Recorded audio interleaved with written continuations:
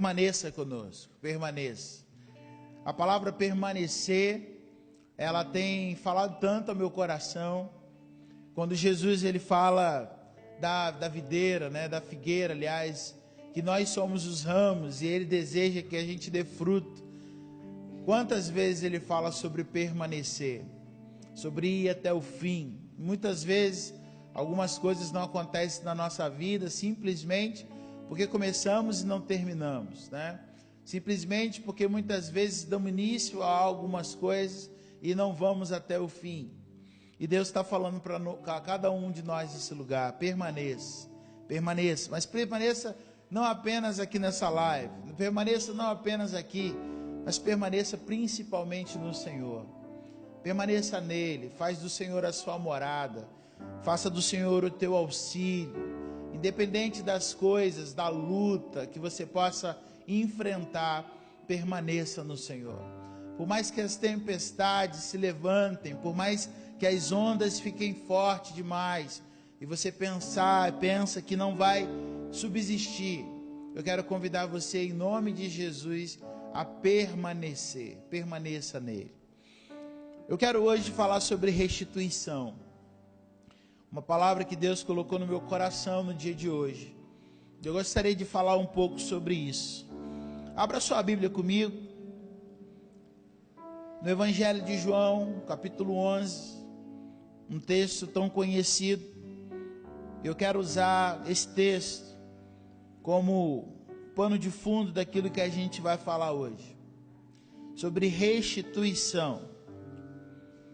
E talvez essa palavra não faça sentido para você, mas eu creio que daqui a pouco vai fazer, porque o mesmo Espírito que está testificando na minha vida e dizendo que essa noite vai ser noite de restituição, eu creio que vai testificar na sua vida também. E vai dizer a você que Ele está devolvendo, vai dizer a você que Ele está restituindo todas as coisas para a glória do nome de Jesus. João capítulo 11, a palavra de Deus nos diz assim a partir do verso 1. Havia um homem chamado Lázaro, ele era de Betânia, do povoado de Maria e de sua irmã Marta. E aconteceu que Lázaro ficou doente. Maria, sua irmã, era a mesma que derramara perfume sobre o Senhor e lhe enxugara os pés com os seus cabelos. Então, as irmãs de Lázaro mandaram dizer a Jesus: Senhor, aquele a quem tu amas está doente. Você pode dizer isso comigo? Senhor, aquele a quem tu amas está doente. Aqui está dizendo então claramente que Jesus amava a Lázaro, amava essa casa, amava essa família. E ao ouvir isso, Jesus disse: essa doença não acabará em morte, é para a glória de Deus, para que o Filho de Deus, ou seja, Ele mesmo, seja glorificado por intermédio dela. Jesus amava a Marta, a irmã dele, e a Lázaro. Mais uma vez esse texto fala de amor, mas mais uma vez esse texto nos deixa claro o carinho, a afeição que Jesus tem por essa família. O verso 6 nos diz assim: no entanto, quando ouviu falar que Lázaro estava doente, ficou 2 dias onde estava. Depois disse aos seus discípulos: vamos voltar para a Judéia. Verso 11, depois de dizer isso, prosseguiu dizendo: nosso amigo Lázaro adormeceu, vamos lá até acordá-lo. Seus discípulos responderam: Senhor, se ele dorme, ele vai melhorar, ele vai acordar. Jesus tinha falado de sua morte, mas os seus discípulos pensavam que ele estava falando simplesmente do sono. Então lhe disse claramente: Lázaro morreu, e é para o bem de vocês que estou contente, porque não ter estado lá, para que vocês creiam, mas vamos até ele. Então Tomé, chamado Dídimo, disse aos seus outros discípulos: vamos também para morrermos com ele. Ao chegar, Jesus verificou que Lázaro já estava no sepulcro havia 4 dias. Betânia distava de 3 quilômetros de Jerusalém, e muitos judeus tinham ido visitar Marta e Maria para confortá-la pela perda do irmão. Quando Marta ouviu que Jesus estava chegando, foi encontrá-lo, mas Maria ficou em casa. E disse Marta a Jesus: Senhor, se tu estivesses aqui, o meu irmão não teria morrido. Mas sei que mesmo agora, depois de te dará tudo o que te pedires. Jesus disse: o seu irmão vai ressuscitar. Marta respondeu: eu sei que ele vai ressuscitar na ressurreição do último dia. Disse Jesus: eu sou a ressurreição e a vida. Aquele que crê em mim, ainda que esteja morto, viverá. E quem crê em mim não morrerá eternamente. Você crê nisso? Ela respondeu: sim, Senhor, eu creio que tu és o Cristo, o Filho do Deus vivo, que devia de vir ao mundo. Onde você estiver agora, coloque a mão sobre o teu coração. Eu quero orar por você nesse lugar. E quero pedir mesmo que essa noite seja uma noite de restituição na sua vida. Espírito Santo de Deus, tu és bem-vindo aqui. Tu és bem-vindo em nossa vida, bem-vindo em nossa mente, bem-vindo em nosso coração. É o Senhor que dá a palavra, é o Senhor que traduz ao nosso coração aquilo que precisamos ouvir. E nessa noite, Senhor, eu me coloco como instrumento teu, para ser usado na vida do meu irmão, na vida da minha irmã, na vida daqueles que nos assistem hoje, na vida daqueles que estão em Itaipava, estão em Petrópolis, estão no Rio, ou talvez estão fora do Rio, ou estão fora até mesmo do Brasil. Aonde quer que essa palavra chegar, esse coração venha acolher e tomar posse em nome de Cristo Jesus. E que essa noite haja algo poderoso no mundo espiritual, trazendo de volta aquilo que foi tirado, roubado, em nome de Cristo Jesus. Amém e amém. Quando eu penso, querido, em restituição, quando você pensa aí em restituição, logo a gente lembra do imposto de renda, né? Quando a gente fala de restituição, muitas vezes a gente não compreende o que a palavra de Deus diz a respeito de restituição. E eu fui no nosso dicionário, né, pesquisar o significado dessa palavra, porque faz todo sentido, e eu vou dizer por que faz todo sentido. A palavra restituição, ela quer dizer devolução de algo a quem realmente pertence. A palavra restituir ou restituição significa devolver o que foi tomado e o que foi possuído indevidamente.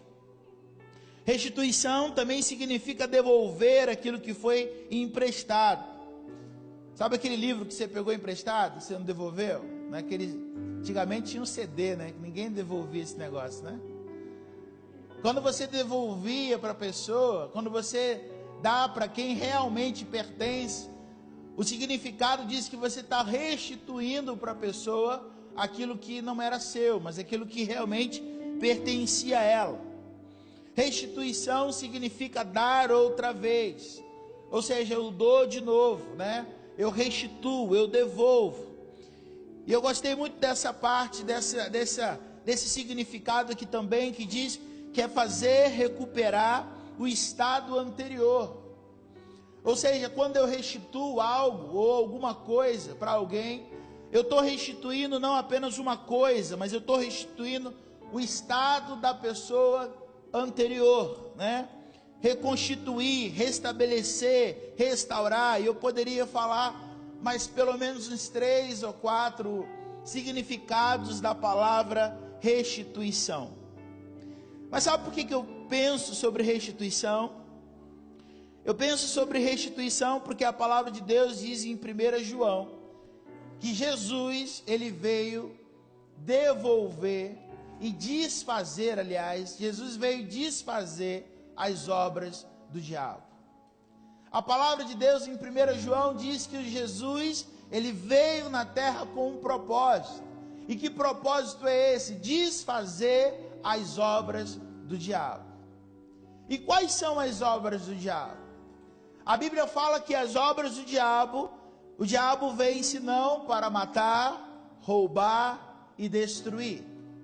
Então, se Jesus ele vem para desfazer as obras do diabo, Jesus ele vem então restituir, Jesus vem então desfazer tudo aquilo que o diabo fez. Se o diabo então ele veio para matar, Jesus ele veio trazer vida. Se o diabo veio para roubar, Jesus veio para restituir. Então, eu preciso olhar para essa palavra, querido, com muito carinho, porque é justamente isso, o desejo que Jesus ele veio fazer na minha vida, me trazer restituição, ou me devolver o estado anterior.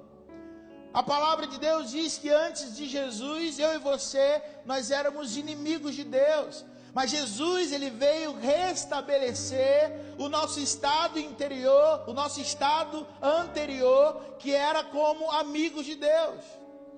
Uma relação que existia com o homem e com a mulher no jardim, na viração do dia, e pela escolha, decisão do homem de pecar, de errar, ele fez então uma ruptura. O diabo conseguiu convencê-lo e roubou da sua identidade, roubou do seu estado de comunhão, roubou da alegria de estar perto da presença de Deus. Então o que Jesus veio fazer? Jesus então veio restaurar. Antes nós éramos inimigos, agora pela cruz nós somos amigos de Deus. Antes nós éramos escravos, mas agora pela cruz ele nos devolve o nosso estado anterior de livres, e foi para a liberdade que ele me chamou e ele te chamou também. Então Jesus ele vem devolver aquilo que desfazer as obras do diabo, como diz o livro de 1 João para nós. A epístola de 1 João fala que Jesus então veio desfazer as obras do diabo. Eu queria que você hoje, querido, olhasse para dentro de você e pensasse áreas da sua vida que você percebe claramente que você está sendo roubado. Uma das coisas que eu percebo, estava até falando esses dias não sei se foi com a Marcinha, com a equipe pastoral, é que muitas vezes eu percebo que nos falta visão espiritual das coisas. O mundo espiritual, querido, ele é tão real quanto o mundo material.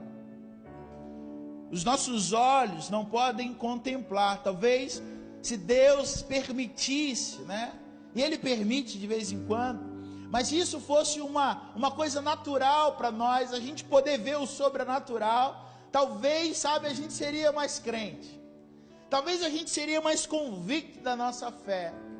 Mas não é porque a gente não enxerga o sobrenatural, não é porque a gente não enxerga o mundo material que ele não existe. Os meus olhos, eles contemplam, estão vendo ali uma câmera me filmando, está vendo ali a Fernanda sentada, está vendo aqui essa mesa, está vendo ali o computador, está vendo ali uma TV, está vendo aqui uma caixa de som. É isso que os meus olhos conseguem contemplar. Mas os meus olhos não conseguem contemplar aquilo que Salmo diz sobre nós, que Ele dá ordem aos seus anjos para nos livrar de todo mal. Ou seja, há um anjo aqui me protegendo, há um anjo aí do Senhor enviado pelo Senhor te protegendo. Você não vê, mas ele é real. Nós não vemos o Espírito Santo, mas a palavra de Deus diz que ele foi derramado sobre nós e ele habita dentro de nós, então ele é mais real do que essa mesa que eu estou vendo. Eu não consigo perceber quando eu estou andando, quando eu estou dirigindo, quando eu estou na minha casa, eu não consigo perceber os ataques do maligno, quando a palavra de Deus vai falar para nós sobre a armadura de Deus. Se eu não estou enganado, em Gálatas 5, Quando fala revestivos de toda a armadura de Deus, para que vocês possam resistir o dia mal, para que vocês possam, ficar firme contra as astutas ciladas do diabo, para que vocês possam ficar firme sobre os dardos inflamados do maligno sobre a nossa vida. Então a palavra de Deus está dizendo que o maligno, então, ele fica lançando dardos. Não sei se você já jogou dardo alguma vez, mas a palavra de Deus diz que ele fica lançando dardos e dardos de fogo sobre a nossa vida, muitas vezes sobre a nossa mente, sobre a nossa alma. Às vezes a gente está bem, a gente começa um dia bem, e logo a gente recebe uma seta e a gente fica mal. A gente recebe uma palavra de alguém usado pelo inimigo, e logo a gente fica tão mal, tão depressivo quanto aquilo que a gente está vivendo. A gente não viu esse ataque do maligno, mas ele é real.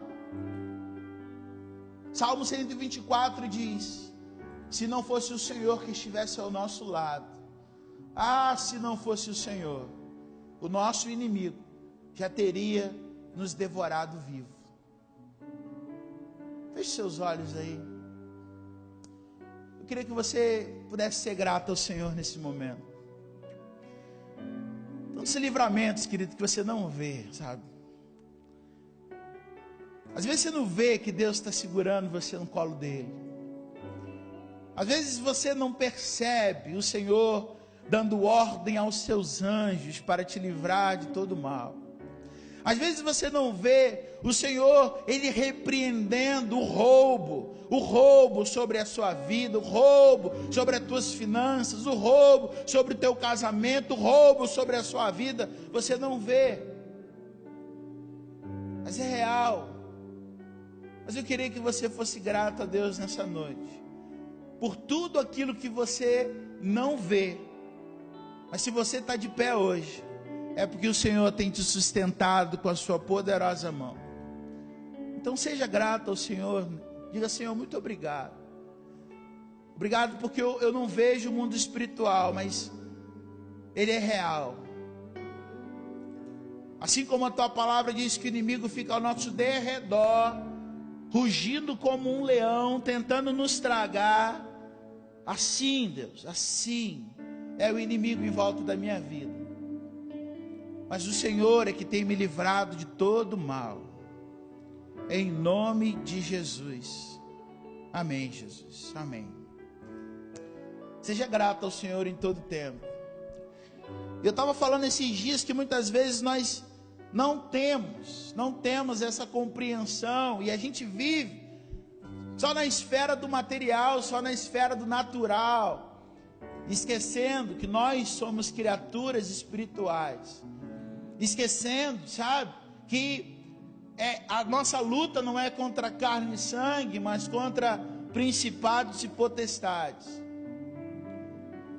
Eu quero voltar então a pensar sobre restituição, e pensar, querido, sobre áreas da minha vida, da sua vida, que você percebe que o diabo pode estar roubando. Talvez você não sabe por quê, você não compreende por quê, você não compreende por quê o dinheiro não rende, você não compreende porque não tem saúde, você não compreende porque às vezes teu casamento não tem paz, a tua família não tem paz.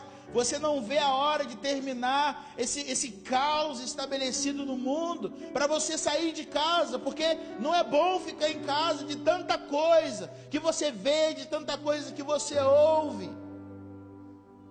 E também você não sabe por quê, e você acha que isso é coisa simplesmente do natural, mas você não vê porque por detrás disso tem toda uma ação sobrenatural.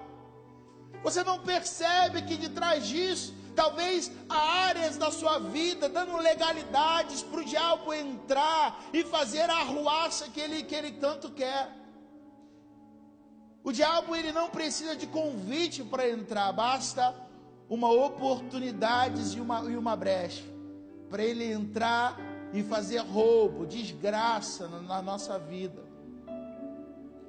Tem um texto da palavra de Deus que fala que muitas vezes o dinheiro é colocado num saquetel, num saco furado, né? E é quando você recebe o teu salário, Porque você recebe seu dinheiro e tal, parece que você colocou num saco furado. Você recebe no dia 5, no dia 6 você vai dar uma conferida. No dia 5 à noite, você vai dar uma conferida nesse saco, na tua conta. Fala, meu Deus, o que aconteceu? Eu fui roubado. E não dá para colocar só na conta do banco. Se bem que, não vamos entrar nesse negócio não. Mas às vezes você não está entendendo que muitos dos assaltos que acontecem, muitos dos roubos, tem um aspecto tão espiritual. Eu posso dizer que quase todos têm um aspecto espiritual. A gente está falando aqui de uma família, e a palavra de Deus diz várias vezes que Jesus amava essa família. Jesus amava Lázaro, Jesus amava Maria, Jesus amava Marta. É uma família que quando Jesus está cansado, que Jesus é 100% Deus, mas ele é 100% homem. Então Jesus ele come, Jesus também descansa, Jesus também dorme. Jesus também tem as necessidades do corpo. E quando Jesus está um pouco esgotado, ele se retira. A Bíblia vai dizer, em pelo menos 2 textos, que Jesus se retira para a casa dessa família. E ali ele tem hospitalidade, ali ele tem cuidado. Ali essa família o acolhe, trata dele, ele se recupera da sua força e ele volta de novo para o ministério. Então é uma família tão querida, tão amada por Deus, tão amada por Jesus. Mas Lázaro fica doente.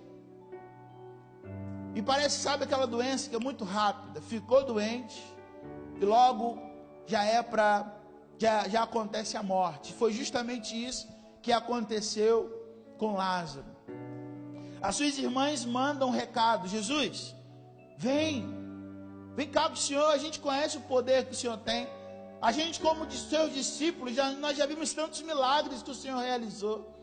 E nós queremos te pedir que o Senhor venha orar pelo nosso irmão, ou curá-lo, fazer o milagre que o Senhor sabe tanto fazer. E a gente acha que Jesus estava muito longe, mas Jesus não estava tão longe. Jesus estava a 3, a 4 quilômetros de distância. Mas quando Jesus recebe essa palavra, Jesus ele não vem de imediato. Jesus ele fala, nós vamos, mas Jesus ele permanece mais 2 dias no lugar onde ele estava. E Jesus ele vem, quando ele vem, ele ainda vem parando. E quando Jesus chega em Betânia, na cidade de Betânia, já aconteceu 4 dias que Lázaro havia sido sepultado. Mas Jesus ele entende que essa enfermidade, essa morte, não é uma morte natural, mas é um roubo. Jesus entende que essa morte não é uma morte comum, tanto que ele diz, essa morte, essa enfermidade não é para a morte, mas para que o Filho do Homem, ou seja, ele mesmo, fosse glorificado. E eu não estou dizendo que toda morte é roubo, porque a gente não vai ficar para semente, né? Uma hora tem que morrer, né? Mas especificamente da vida de Lázaro é um roubo. Tanto que Jesus restaura a sua vida, tanto que Jesus restaura, como você conhece o texto, Jesus vai ressuscitá-lo lá no final da história. Eu estou antecipando um pouco, mas Jesus vai ressuscitá-lo justamente por entender que não é o caminho natural. E muitas perdas, queridos, na minha vida e na sua vida, não é natural. E talvez você está cansado de dizer, mas é assim mesmo. Talvez você trabalha e não vê o fruto do seu trabalho. Talvez você cuida, mas não vê o fruto do seu trabalho. Talvez você olha para a tua família e de fato há um caos estabelecido. O casamento não vai bem, a relação com o filho não vai bem, com os filhos não vai bem, a relação em volta não vai bem. E você não pode ver isso como uma coisa natural. Quando Jesus ele chega para Maria vai encontrá-lo, ela diz, Senhor, se tu estivesse aqui, meu irmão não teria morrido, Jesus. Por que o Senhor se atrasou? Se o Senhor estivesse aqui, o Senhor não teria morrido. E Jesus fala para ele, calma, eu vou ressuscitar o seu irmão. Ela diz: eu sei que no último dia o Senhor vai ressuscitar todo mundo, mas não era disso que Jesus estava falando. Jesus estava falando do agora. Mas a mentalidade de Maria, a mentalidade de Marta é muitas vezes a nossa, que muitas vezes não consegue perceber aquilo que está acontecendo no mundo espiritual. A gente trata o espiritual como fosse o natural, mas Jesus está dizendo para nós e abrindo os nossos olhos nessa noite, que essa noite é noite de milagres, essa noite é noite de restituição, essa noite é noite do diabo ter que devolver aquilo que ele usurpou da minha vida e da tua vida. E eu creio muito nisso, querido, que nessa noite o inimigo, aquele que veio para matar, roubar e destruir, eu consigo fechar os meus olhos e imaginar Jesus falando: devolve, Jesus dizendo para ele: restitui, e ele obrigatoriamente tendo que devolver aquilo que um dia ele roubou, ele obrigatoriamente tendo que restituir o nosso estado anterior. Você recebe essa palavra na tua vida em nome de Jesus? Eu recebo essa palavra na minha vida, restituição. Porque no natural, não sei se você já foi assaltado, por incrível que pareça, eu sou de Caxias e nunca fui, graças a Deus, mas eu fico imaginando, que desespero que deve ser, e eu já acompanhei algumas pessoas que foram. O que você faz no natural quando você é assaltado? O que você faz no natural quando você é roubado? Você procura a polícia, não é isso? Um carro, uma casa, um bem, um celular. Você vai na delegacia fazer o BO, né? E por que você vai fazer? Porque se aparecer, você comprova que é seu. Se aparecer, o órgão, a polícia, sei lá, vai devolver e vai restituir sobre a sua vida aquilo que foi roubado. Não é isso que acontece no natural? E o que então acontece no espiritual? O diabo então rouba. E o que você faz? O que você faz? O que a gente faz? Tem muita gente que assiste o roubo e diz: é assim mesmo. Tem muita gente que assiste o roubo e diz assim: não, mas faz parte da vida. Tem muita gente que assiste o roubo e fica de braços cruzados. Queridos, eu não sei você, mas nessa noite eu estou entrando no Santo dos Santos e reivindicando, falando: Senhor, eu quero de volta o que é meu, porque o teu sangue me diz, o teu sangue me restitui, o teu sangue me empodera dessas coisas. Eu quero viver o sobrenatural de Deus na minha vida. Então eu tomo posse de tudo aquilo que o diabo um dia roubou de mim e da minha casa. Eu tomo posse, porque eu não vou assistir os assaltos achando que é algo natural. Então, da mesma forma que a gente procura os órgãos, eu estou procurando hoje o justo juiz, o advogado fiel, Jesus Cristo Nazareno, Jesus Cristo, o Rei dos Reis e Senhor dos Senhores. E Ele há de devolver na minha vida e na tua vida. Eu profetizo isso para a glória de Deus, tudo aquilo que o diabo tem roubado, em nome de Jesus. Qual área, querido, que você precisa hoje ser restaurado? Se você quiser puder colocar aí nos comentários, diga. Qual é a área da sua vida hoje que você reivindica? Qual é a área da sua vida hoje que você não abre mão? Se é a sua família, se é sobre o seu trabalho, se é sobre... Eu não abro mão das bênçãos de Deus, eu não abro mão do milagre de Deus, eu não abro mão. Jesus então, a palavra de Deus, Jesus chega. Eu creio, querido, que essa noite não é apenas uma noite de devolução de coisas, mas uma coisa que o diabo ele tenta tanto nos roubar é a nossa identidade. É a nossa identidade. Quando nós recebemos Jesus como Senhor e Salvador da nossa vida, a palavra de Deus diz que nós recebemos uma nova vida e com ela uma nova identidade. Nós agora somos filhos de Deus. Quando o diabo ele chega para Jesus ali, quando Jesus está sendo tentado no deserto, o diabo fala assim para Jesus: se tu és filho de Deus, como assim se eu sou filho de Deus?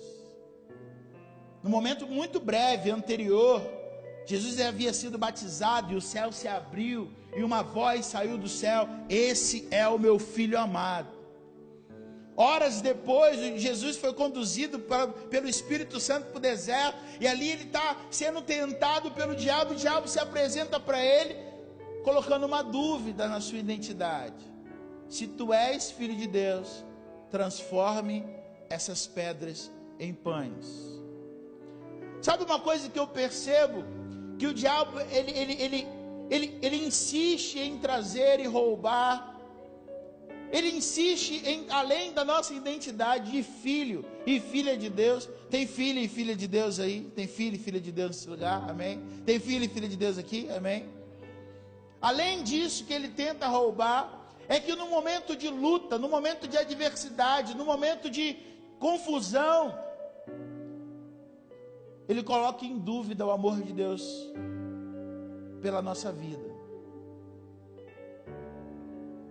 Assim como ele traz tanta dúvida, ele coloca no nosso coração: será que Deus te ama mesmo? Olha o que você está vivendo, cara. Olha o que você está vivendo. Olha o seu redor. Ele te abandonou, você está sozinho. Queridos, não é porque você é um seguidor de Jesus, não é porque você é uma discípula de Jesus, um discípulo de Jesus, que lutas não vão vir. Lutas são uma realidade. Lutas, Jesus ele diz: no mundo tereis aflições, mas tem de bom ânimo, renova o teu ânimo, né? Acredita, eu sou contigo. Então, lutas vêm, e muitas vezes nessas lutas o diabo se apresenta e traz tanta dúvida, ou até mesmo as nossas emoções, ou se a gente não tem, sabe, firmeza naquilo que de fato nós somos, a gente começa a ter tanta dúvida do amor de Deus por nós. Só que a palavra de Deus diz no livro de Romanos, aleluia, que se Deus é por nós, quem será contra nós? A palavra de Deus diz no livro de Romanos capítulo 8, que nada pode nos separar do amor de Cristo Jesus. A palavra de Deus diz para nós nesse livro de Romanos, que nem luta, nem morte, nem espada, nem fome, nada, por mais que a gente esteja vivendo um tempo tão difícil na nossa vida, nada pode nos separar do amor de Deus que está em Cristo Jesus, o nosso Senhor, aleluia. Deus te ama, querido, ponto final. Nunca duvide do amor de Deus. Mas para que você receba de volta, é necessário que você tenha fé. Desse diálogo que Jesus está tendo com as irmãs antes da ressurreição, Jesus está falando para ela: tenha fé. Eu vou ressuscitar o seu irmão. Não, eu sei que na ressurreição do último dia, que o Senhor já falou, já nos ensinou, sabe-se lá quando isso vai acontecer. Eu sei que o Senhor vai ressuscitar. Mas Jesus não estava falando daquela ressurreição, Jesus estava falando da ressurreição da agora. Só que muitas vezes nos falta fé para o hoje. Às vezes a gente tem fé para o amanhã. A gente tem fé que um dia Jesus vai voltar. A gente tem fé que um dia nós vamos sair desse mundo. Nós temos fé que um dia nós vamos andar naquilo que Jesus disse que está preparando para nós. Mas às vezes nos falta fé hoje para acreditar que Ele tem poder para nos restituir o estado anterior daquilo que Ele fez para a nossa vida. Às vezes nos falta fé para hoje, para agora. Você sabe tantas coisas do futuro, você tem fé de tantas coisas no futuro. A gente está vivendo essa pandemia e a gente sabe que a gente é peregrino mesmo nessa terra, e ainda que o nosso corpo pereça, eu tomo os meus devidos cuidados, eu passo gel, difícil, até perigoso, até passar perto de um fogão, perto de um fósforo, sei lá, riscar um fósforo perto de mim, né? Eu tomo os devidos cuidados. Eu tenho neném em casa. Tem idosos agora em casa também, meu pai e minha mãe estão aí, né, pai? Então tem que tomar os devidos cuidados. Mas eu não entro numa neura, né? Eu não entro numa neura. Eu sei que meu lugar não é aqui. Eu sei que aqui eu sou peregrino, que eu sou passageiro. O João fica me zoando, que eu tenho medo de morrer e deixar uma mulher bonita aí, né? Mas Jesus vai cuidar dela. O meu lugar não é aqui. O meu lugar não é aqui. Assim como se você sabe que se você está em Cristo, o seu lugar também não é aqui. Amém, queridos? Há algo poderoso nos esperando. Aleluia. Há algo extraordinário que a Bíblia diz que nem olhos viram, nem ouvidos ouviram, nem jamais penetrou no coração humano as coisas que Deus tem preparado para aqueles que o amam. Você ama Jesus? Tem coisas extraordinárias esperando você. Mas ainda que esse corpo pereça, eu sei que eu receberei um corpo glorificado no céu. Eu sei que coisas maiores estão por vir. Mas eu não posso hoje olhar para o meu redor e ver tantos assaltos, sabe? Ver tantos roubos, e eu ficar assistindo, porque Jesus, ele mesmo disse que o reino de Deus, ele já chegou, o reino de Deus já está entre nós. Eu não quero ser apenas um crente que vai para o céu, eu quero ser um crente que hoje vive o reino de Deus nessa terra. Eu não quero ser um crente apenas que vai para o céu. Eu quero que o céu, eu quero viver aquilo que Jesus prometeu, que o reino, que o céu venha, que o reino venha, que o reino seja estabelecido sobre a minha vida.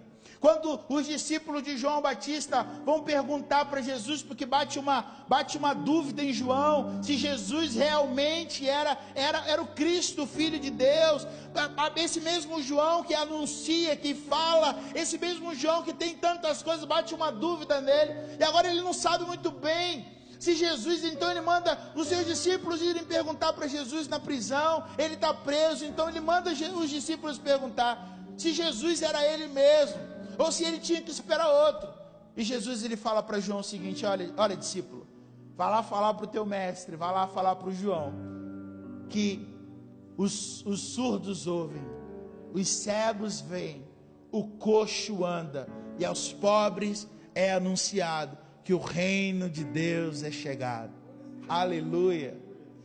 O que Jesus então está dizendo? Fala para João que eu estou devolvendo o estado anterior das pessoas. Fala para João que a restituição já começou. Fala para João que as coisas extraordinárias já estão acontecendo. Então o reino de Deus já chegou. Então eu não quero apenas ser um crente que vai para o céu. Eu hoje quero pedir, Senhor, que o teu reino venha sobre a minha vida, que o teu reino venha sobre a minha casa, que o teu reino venha sobre a minha vida por inteiro, e tudo que está sendo roubado seja obrigatoriamente devolvido no mundo espiritual, na minha vida, para a glória de Deus. Aleluia, aleluia. Passado 4 dias, eu já estou terminando, o Ministério de Louvor pode se posicionar. Passado 4 dias, o corpo já em decomposição, e Jesus, ele falando: olha, eu vou ressuscitar. E Maria disse: Senhor, não vamos mexer nisso não.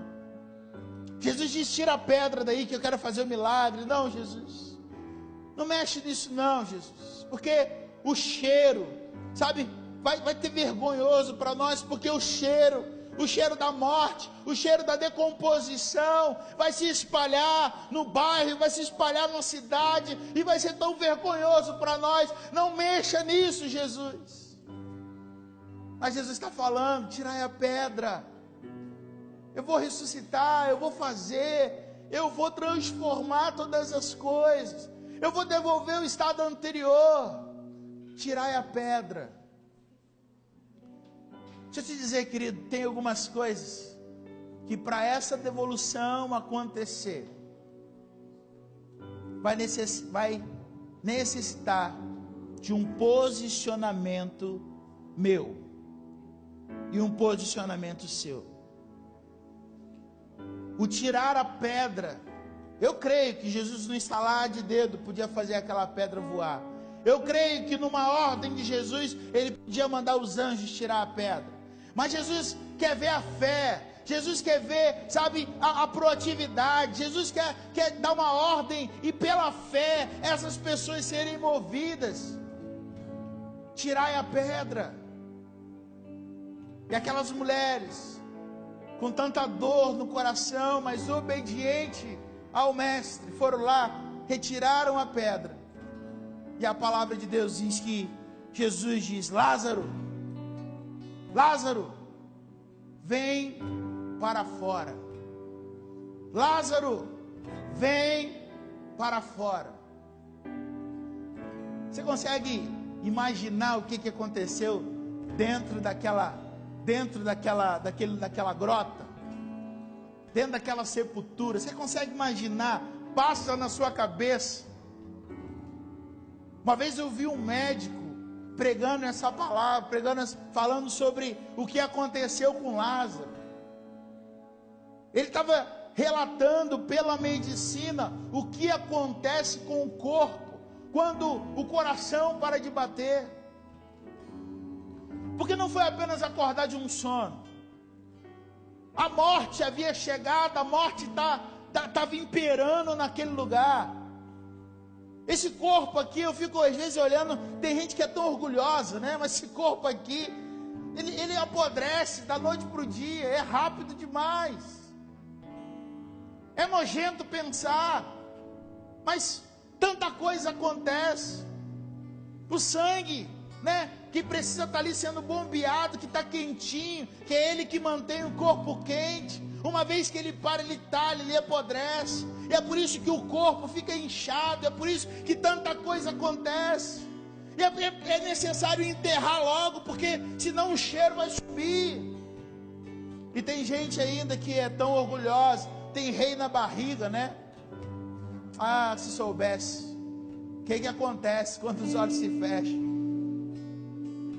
Mas a palavra de Deus diz que quando Jesus diz: Lázaro, vem para fora, a palavra de Deus então está dizendo que Jesus está devolvendo o estado anterior dos órgãos, do sangue, da mente, do cérebro, do coração, de tudo do corpo de Lázaro. O espírito voltando, a alma voltando, o corpo aquecendo de volta, e o Senhor sendo glorificado em nome de Jesus.